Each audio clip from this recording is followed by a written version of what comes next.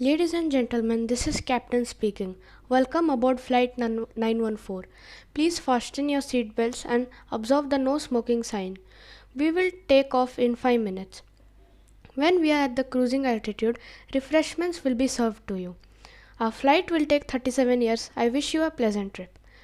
What would you do if you went on a vacation to another city and suddenly found yourself in another country altogether? I guess more adventurous types would even enjoy such a change of plans, but most of us would be confused, right?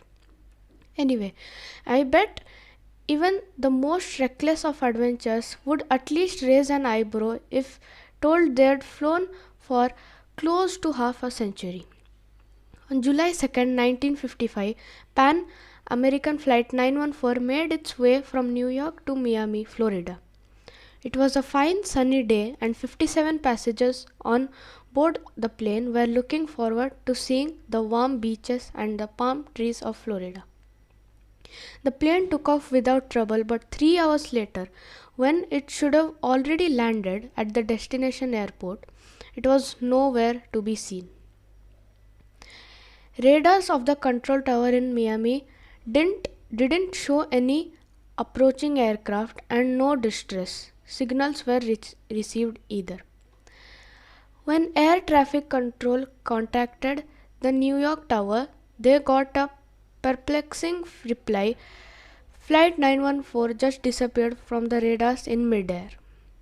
Everything indicated that the plane was lost, apart from having vanished from the radars. Air traffic control couldn't get through to the pilots with the radio. The DC-4 simply vanished in the thin air, leaving no trace of itself or any of the people on board. Investigation was started right away. The flight route took the plane over a part of the Atlantic Ocean, and it seemed that the only explanation of its vanishing was that it crashed somewhere along the way. Rescue teams were deployed, the Coast Guard was scanning the waters, but still no luck. Not a single piece of the lost plane was to be found. Investigators could only shrug their shoulders in dismay. 61 people, passengers plus the crew, just blinked out of this existence along with a huge flying machine. Eventually, although the case was never really solved, there was an official statement that the plane crashed, taking the lives of everyone on board. But despite numerous and understandable questions from the grieving relatives, no one could say what really happened to Flight 914. Until 37 years later, at least, change of scenery. It's now September 9th, 1992, and we are in Caracas, Venezuela. It's a perfect normal day for a Juan de la Corte air traffic control at the Caracas airport. He turned up at work, made some coffee, and took his seat, overlooking flights. He was giving some minor comments on a flight in progress when something weird happened. Seemingly out of nowhere, a new dot appeared on the radar. It was as if an aircraft just popped up from nothingness, or as if it had been hiding from the radar and now decided to show up. Either way, it was a strange thing to see near a civil airport, and Dale at court checked the reading several times, thinking at first that it was a mistake. It wasn't though. The readings were correct, and soon he and his colleagues were able to see it with their own eyes. In less than 10 minutes, the culprit showed up in the field of vision. At first, it looked to the air traffic control like an ordinary plane, but as it got closer, they could see that it was in fact very old, a DC-4 McDonnell Douglas passenger aircraft, still with propellers instead of modern turbines. Such planes were still in use, but they had grown obsolete and many of them replaced by more contemporary ones. But that wasn't even the beginning of weird. The real confusion began when the pilot of the mysterious aircraft contacted the tower and asked in English, Where are we? As the one in charge at the time, Juan de Court replied, they were closing in on the Caracas airport and asked where the flight was headed. There was a pause on the side, and then the pilot answered, we are Pan Am Flight 914 heading from New York to Miami, Florida, with a crew of 4 and 57 passengers on board. This took the air control completely off guard. What was a Pan Am flight doing 1100 miles away from its point of destination? And how did it even get there? Delacourt was quick to ask a few more questions to the pilot, and what he heard next baffled him. The pilot said his flight was scheduled to land at the Miami airport at 9:55 a.m. on July 2, 1955. Now it was time for the tower to fall into silence. Before asking anything else, not to make matters worse, air control cleared the plane for landing. Delacourt didn't know what to make of the pilot's words. Perhaps he thought he went insane, but that was irrelevant since there were people on board the mystery airplane.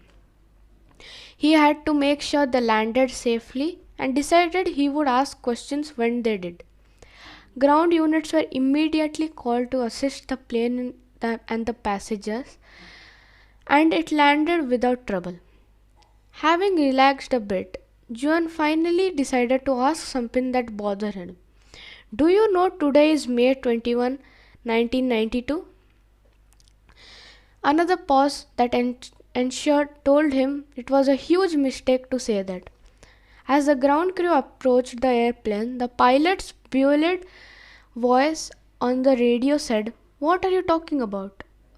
When Delacourt heard that, he knew he would have to order security guards to go to the plane and escort the passengers and the crew. However, as they were moving towards the aircraft, the pilot did something nobody expected. Juan heard the flight captain's panically voice saying, no, stay away, we are leaving now. And indeed, he started the engines again and without waiting for takeoff clearance, taxied the plane to the runway. Juan tried to stop him over the radio, telling him he was creating a dangerous situation, but the pilot didn't respond. He simply drove to the runway, accelerated and took off. For some time, the plane could not be seen in the air. Soon it appeared as a dot on the radar and then it vanished again. No words could describe the shock Juan de Lotcourt and his colleagues at the air control tower were in. They had just seen an old airplane appearing out of nowhere, the pilot telling him he was headed to Miami, and before they could do anything, it flew away again only to disappear in thin air like it had been a collective hallucination. No trace was found of that plane ever again, and to this day, no one can explain what happened that morning in Caracas. Smell that? Smells kind of fishy, right? I must say though that there's much dispute about the credibility of this event. Back in 1985, a tabloid called Weekly World News was the first to cover this story, and yes, I've just said 1985, 7 years before the most popular version appeared.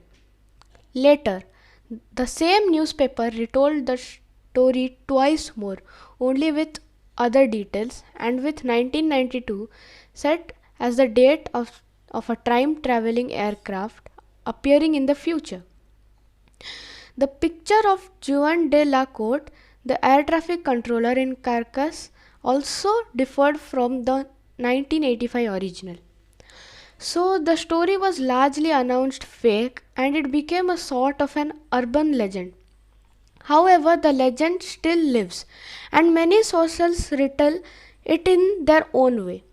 Some even go as far as to say that the passengers of the plane eventually returned to their homes, and strangely, none of them looked a day older than 37 years prior, while everyone they knew grew old at humanly pace. They said doctors examined the pilot, the crew, and the passengers but couldn't find anything out of the ordinary. The people were healthy. This part doesn't look even remotely credible, though, because no solid piece of evidence can be found about 61 people returning from decades long flight. I mean, come on, wouldn't they have run out of snacks? One thing that keeps popping up on the internet and piquing the interest of paranormal enthusiasts is a small pocket calendar that somehow was left on the Caracas airport runway when the notorious plane took off. The thing about it is that it's from 1955 and it allegedly remains the only artifact of that weird encounter. There are still people who claim the calendar is real, but once again, there is no proof of its existence. Ah, well, who knows? Maybe it's just a tall tale. An urban legend indeed, or it could be a huge conspiracy to hide the fact that time travel is possible. I guess we'll never know. And what do you think? Was Flight 904 really lost in the time of 37 years? Or is it just a hoax? Let me know down in the comments. If you learned something new today, then give this video a like and share it with a friend.